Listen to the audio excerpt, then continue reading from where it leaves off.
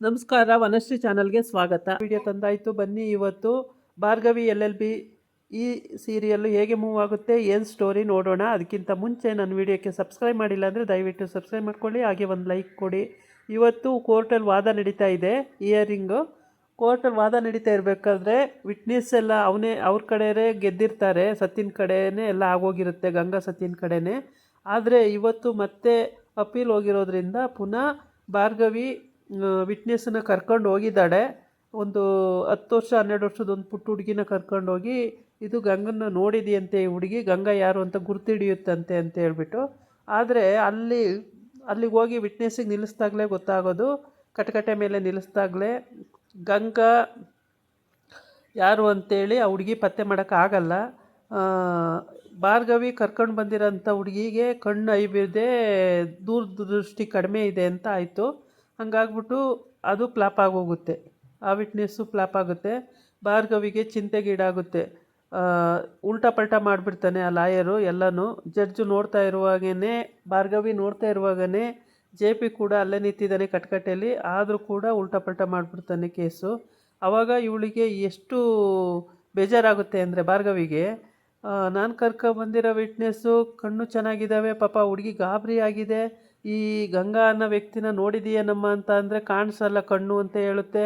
ಹತ್ರದಿಂದ ನೋಡಿದ್ರು ಕಾಣಿಸಲ್ಲ, ದೂರದಿಂದ ನೋಡಿದ್ರು ಕಾಣಿಸಲ್ಲ, ಪಕ್ಕ ಹೋದ್ರೂ ಕಾಣಿಸಲ್ಲ, ಆ ಕಡೆ ಹೋದ್ರೂ ಕಾಣಿಸಲ್ಲ, ಈ ಥರ ಎಲ್ಲ ಮಾಡಿ ತೋರಿಸ್ತಾರೆ. ಆಮೇಲೆ ಅವಳ ಹತ್ರ ಬಂದಾಗ ಈಗ ಯಾರು ಅಂತ ನಾನು ಗೊತ್ತಾಗುತ್ತೇನಮ್ಮ ಅಂದರೆ, ಹತ್ರದಲ್ಲಿಂದ ಗೊತ್ತಾಗುತ್ತೆ ಅಂತ ಹೇಳುತ್ತೆ ಹುಡುಗಿ. ಇದು ವಿಟ್ನೆಸ್ಸು ಫುಲ್ ಫ್ಲಾಪ್ ಆಗೋಯ್ತು. ಹಿಂಗಾಗ್ಬಿಟ್ಟು ಭಾರ್ಗವಿಗೆ ದಿಕ್ಕೇ ತೋಚ್ದಂಗೆ ಆಗೋಗಿರುತ್ತೆ. ಈ ಹುಡುಗಿನೂ ಕರೆಕ್ಟಾಗಿ ಹೇಳ್ತೀನಿ ಅಂತ ಬಂದು ಈ ಥರ ಆಯ್ತಲ್ಲ ಅಂತ ಹೇಳ್ಬಿಟ್ಟು ತುಂಬ ಚಿಂತೆ ಮಾಡ್ತಾ ಇರ್ತಾಳೆ. ಆ ಟೈಮಿಗೆ ಏನು ಮಾಡಬೇಕು ಅಂತ ಗೊತ್ತಾಗಲ್ಲ. ಆದರೆ ಜಡ್ಜು, ಏನಮ್ಮ ನೀನು ಕರ್ಕೊಬಂದಂಥ ವಿಟ್ನೆಸ್ಸು ಇವರು ಫ್ಲಾಪ್ ಆಯ್ತಲ್ಲ, ಈ ವಿಟ್ನೆಸ್ಸಿಗೂ ಕರೆಕ್ಟಾಗಿ ಏನು ಹೇಳಬೇಕು. ಜಡ್ಜು, ಏನಮ್ಮ ಗೊತ್ತಾ, ಇದು ವಿಟ್ನೆಸ್ಸು ಗೊತ್ತಾಗಲ್ಲ ಅಂತಾರಲ್ಲಮ್ಮ, ಏನಮ್ಮ ಮಾಡೋದು ಭಾರ್ಗವಿ ಅಂತಾರೆ. ಇಲ್ಲ ಸರ್, ಇವಳಿಗೆಲ್ಲ ಗೊತ್ತಾಗುತ್ತೆ, ಆದರೆ ಅವರು ಏನೋ ಎದ್ದಿಸ್ತಿದ್ದಾರೆ, ಅದು ಭಯ ಪಟ್ಕೊಂಡಿದೆ ಹುಡುಗಿ, ಗಂಗಾ ಯಾರು ಅಂತ ಹುಡುಗಿಗೆ ಚೆನ್ನಾಗಿ ಗೊತ್ತು ಸರ್ ಅಂತ ಹೇಳ್ತಾಳೆ. ಆವಾಗ ಇಲ್ಲ ಗೊತ್ತಾಗ್ತಿಲ್ಲ ಅಂತ ಹೇಳ್ತಾ ಇದೆಯಲ್ಲಮ್ಮ ಅಂತ. ಇಲ್ಲ ಇವರ ಅನ್ನೋರು ಗೊತ್ತಾಗುತ್ತೆ, ಹುಡುಗಿಗೆ ಎಲ್ಲ ಗೊತ್ತಾಗುತ್ತೆ, ಇವರೇನೋ ಭಯಪಡಿಸ್ಬಿಟ್ಟಿದ್ದಾರೆ, ಹಂಗಾಗಿ ಹೆದರ್ತಾ ಇದೆ ಹುಡುಗಿ ಅಷ್ಟೇ ಅಂತ ಹೇಳ್ತಾಳೆ. ಈ ವಿಟ್ನೆಸ್ಸು ಫೇಲ್ ಆಯ್ತಲ್ಲಮ್ಮ ಅಂತ. ಏನು ಮಾಡೋದು ಇವರ ಅನ್ನೋರು, ಮತ್ತೆ ನೋಡೋಣಂತೆ, ಮತ್ತೆ ಬೇರೆ ವಿಟ್ನೆಸ್ಸನ್ನು ನಾನು ಮಾಡ್ತೀನಿ ಅಂತ ಹೇಳ್ಬಿಟ್ಟು ಈ ಕೇಸು JPನೂ ಕೂಡ ಕಟ್ಕಟ್ಟೆಯಲ್ಲಿ ನಿಂತಿರ್ತಾನೆ. JPನೂ ಪತ್ತೆ ಮಾಡಲ್ಲ, ಮತ್ತು ಗಂಗನ್ನೂ ಪತ್ತೆ ಮಾಡಲ್ಲ, ದೂರದೃಷ್ಟಿ ಕಡಿಮೆ ಅಂತ ಆಗುತ್ತೆ. ಇವನಂಥ ಪ್ರಳಯಂತಕ್ಕ ಲಾಯರು, ಉಲ್ಟಾ ಪಲ್ಟಾ ಮಾಡಿಬಿಡ್ತಾನೆ ಎಲ್ಲ ಕೇಸನ್ನು. ಹಂಗಾಗಿ ಅವರಿಗೆ ಪ್ರಾಬ್ಲಮ್ಮು. ಯಾವುದೇ ವಿಟ್ನೆಸ್ ಕರ್ಕೊಬಂದ್ರೂ ಅದು ಉಲ್ಟಾ ಪಲ್ಟಾ ಮಾಡಿಬಿಡ್ತಾನಲ್ಲ ಅಂತೇಳ್ಬಿಟ್ಟು. ಇವ್ರ ಮನೆ ವಿಷಯ ಹೆಂಗೆ ಗೊತ್ತಾಗ್ತಿದೆ ಅಂದರೆ, ಎಲ್ಲ ಅವ್ರ ಅಕ್ಕನಿಂದ ಗೊತ್ತಾಗ್ತಾ ಇದೆ. ಭಾರ್ಗವಿ ಅಕ್ಕ ತಗೊಂಡೋಗಿ ಪ್ರತಿ ಒಂದು ವಿಷಯನೂ ಅವ್ರ ಮನೆ ಅವ್ರಿಗೆ ಹೇಳ್ತಾಳೆ. ಹಂಗಾಗಿ ಇದೇ ಥರ ನಡೆಯುತ್ತೆ ಅಂತ ಪ್ರತಿ ಒಂದು ವಿಷಯನೂ ಗೊತ್ತಾಗೋದ್ರಿಂದ ಭಾರ್ಗವಿಗೆ ಸಖತ್ತಾಗಿ ಪೆಟ್ಟು ಬೀಳ್ತಾ ಇದೆ. ಅವಳು ಏನೇ ಮಾಡೋಕ್ಕೋದ್ರೂ ಪ್ರತಿ ಒಂದು ವಿಷಯನೂ ಫಸ್ಟೇ ಅವ್ರಿಗೆ ಗೊತ್ತಾಗಿರುತ್ತೆ, ಫಸ್ಟೇ ಅವ್ರು ರೆಡಿ ಮಾಡಿ ಇಟ್ಕೊಂಡಿರ್ತಾರೆ. ಈ ಥರ ಆದರೆ ಕೇಸ್ ಗೆಲ್ಲೋಕ್ಕೆ ಹೆಂಗಾಗುತ್ತೆ, ಸಾಧ್ಯನೇ ಇಲ್ಲ ಕೇಸ್ ಗೆಲ್ಲೋದು.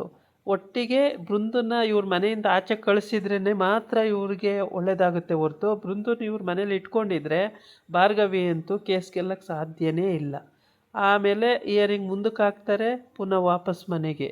ಇದೇ ಆಗೋಗುತ್ತೆ ಉದ್ದಕ್ಕೂ, ಏನೂ ಮಾಡೋಕ್ಕಾಗಲ್ಲ. ವಿಟ್ನೆಸ್ಗಳೇ ನೆಟ್ಟಿಗಿಲ್ಲ ಅಂದರೆ ಕೇಸ್ ಮತ್ತೆ ಮುಂದಕ್ಕೆ ಹೋಗುತ್ತೆ. ಇಯರಿಂಗ್ ಮುಂದಕ್ಕೆ ಹಾಕ್ತಾರೆ ಜಡ್ಜ್ಗಳು, ಏನೂ ಮಾಡೋಕ್ಕಾಗಲ್ಲ. ಇವರು ಕರ್ಕೊಬಂದಿರೋ ವಿಟ್ನೆಸ್ಸನ್ನು ಗುಟ್ಟಲ್ಲಿ ಇಟ್ಕೋಬೇಕು ಅಂದರೆ ಮನೇಲಿ ಮಾತಾಡೋದನ್ನೇ ಬೃಂದ ಕೇಳಿಸ್ಕೊಂಡು ತಗೊಂಡೋಗಿ ಆ ಮೂರನೇ ವ್ಯಕ್ತಿಗೆ ಎಲ್ಲ ವಿಷಯನೂ ತಿಳಿಸ್ತಾಳೆ ಅಂದರೆ ಮನೇಲಿ ಇನ್ನೆಲ್ಲಿ.